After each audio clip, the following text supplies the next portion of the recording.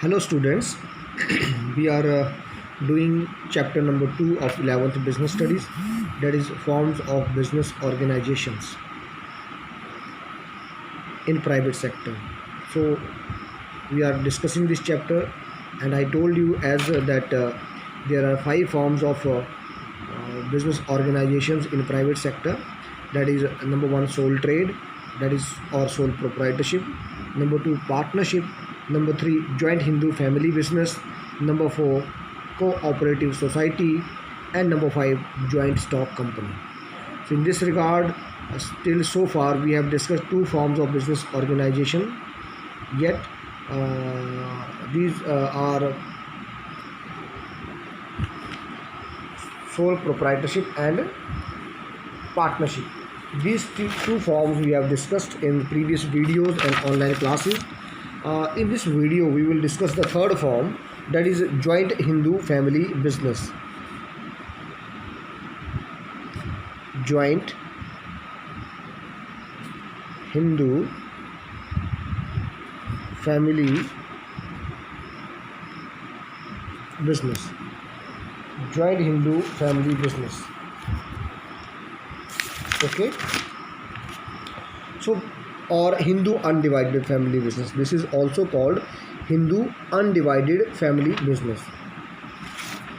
Joint Hindu family business is a form of organization which is governed by Hindu law, wherein business is owned and carried on by all the members of Hindu undivided family.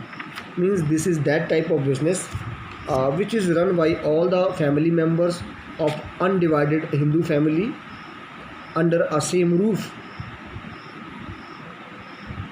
and these are governed by Hindu law. Hindu law act is there. According to that act, these type of business units are controlled and regulated. Now,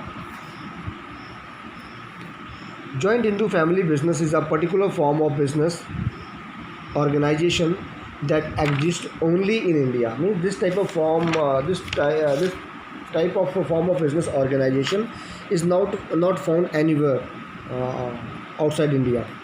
It is one of the oldest form of business organization in our country.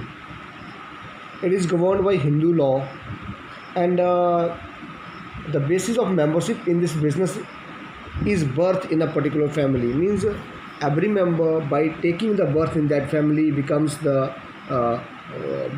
member of the or the partner of the business. Then three successive generations can be members in the business. The business is managed and controlled by the head of the family, which is called Karta, who is the eldest member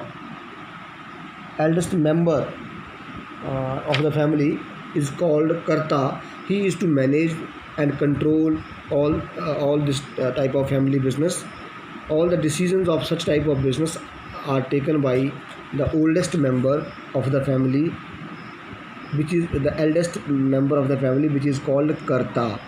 And the liability of this Karta, the head of the family, the oldest member of the family, is called Karta. He takes all the decisions, he controls and manages the business, and his liability is unlimited. Whereas all other members of the family are called co-partners, and their liability is limited. Once again, I am making the difference.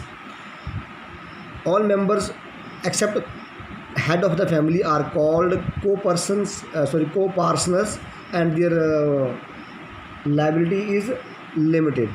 Whereas all the decisions are taken by the eldest member of the family, the head of the family, which is called Karta. Karta has to take all the decisions. Karta is the head of the family, and he is the eldest member also, but his liability is unlimited.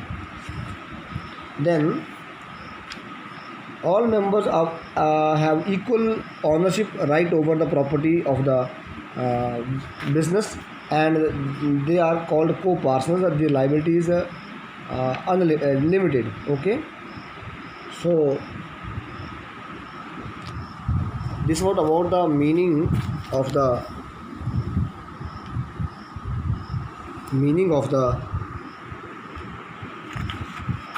joint Hindu family business. Now let us discuss some of the features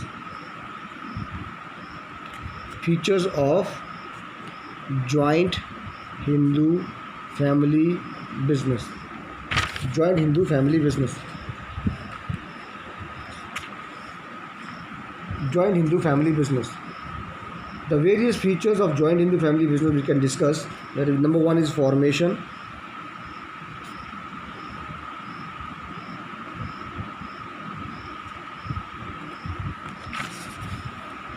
The prerequisite to formation of a joint Hindu family business is a minimum 2 members and a property to be inherited by them. The business is governed by Hindu Succession Act 1956. There is no need of an agreement as membership to the business is acquired by birth in a particular family. So means this type of business is found by at least 2 members of a family, and membership is by birth, and this is governed by Hindu law, that is Hindu Succession Act 1956. First feature. Second feature is liability. The liability, as we have discussed already, the liability in a joint Hindu family business is a different one. Means among all the members, one is called a head of the family, who is the eldest male member of the family is called Karta, and he takes all the decision.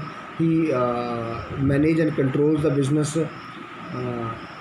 His liability is limited, whereas all other members of the family are called co-partners, and their liability is limited. Third is control. This type of business, means joint Hindu family business, is controlled and managed by the head of the family, the eldest member of the family, who is called Karta. So Karta is to take all the decisions of the family. Fourth feature,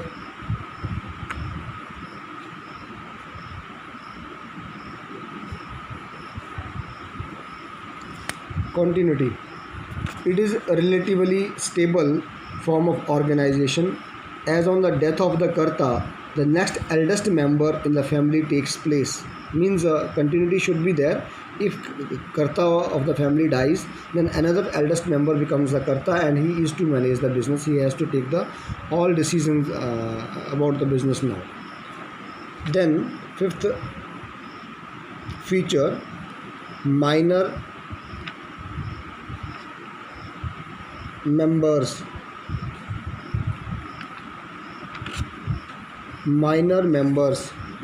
minor members may also be present in a joint Hindu family form of business organization.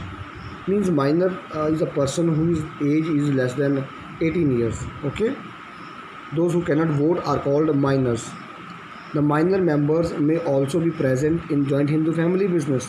This is because membership to the family business is acquired by birth in a particular family. Even a child can be a member of the joint Hindu family business. Okay, now let us discuss the difference between joint Hindu family business and partnership. First of all, number of persons. In joint Hindu family business, minimum 2 members are required, and maximum there is no limit. Whereas in case of partnership, now we are discussing the difference between joint Hindu family business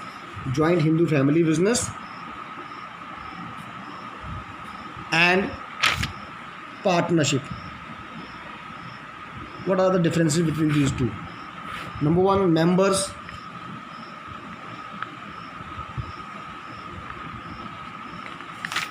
In joint Hindu family business, minimum 2 members, maximum no limit. Whereas in partnership, minimum 2 members, maximum 50, as you know. Liability. Liabilities, you know, liability in joint Hindu family business. Karta's liability is unlimited, and other members who are called co-partner, their liability is limited. Whereas in partnership, all the members have the unlimited liability. Third one is continuity. Continuity. The death, lunacy, or insolvency of any member of the family does not affect the existence of the business. Means on the death of a karta or on the death of any member, any other member does not have an influence on the continuity of the business. Business continues. But in case of partnership, partnership comes to an end on the retirement, death, insolvency, or insanity of a partner.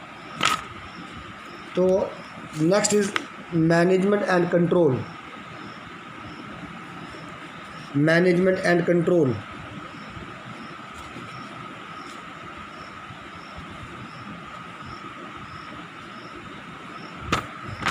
And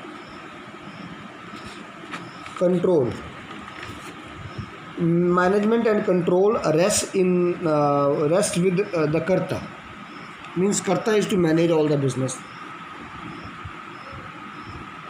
Whereas in a partnership firm, management and control rests with the partners. Means all the partners manages the business. All the partners manage the business. So in this video today, we discussed the forms of business organization, its meaning, forms of business organization, and that is the third form, which is joint Hindu family business, its meaning, its features, and its difference with the partnership. So the remaining part we will discuss in the next video. Till then, bye students.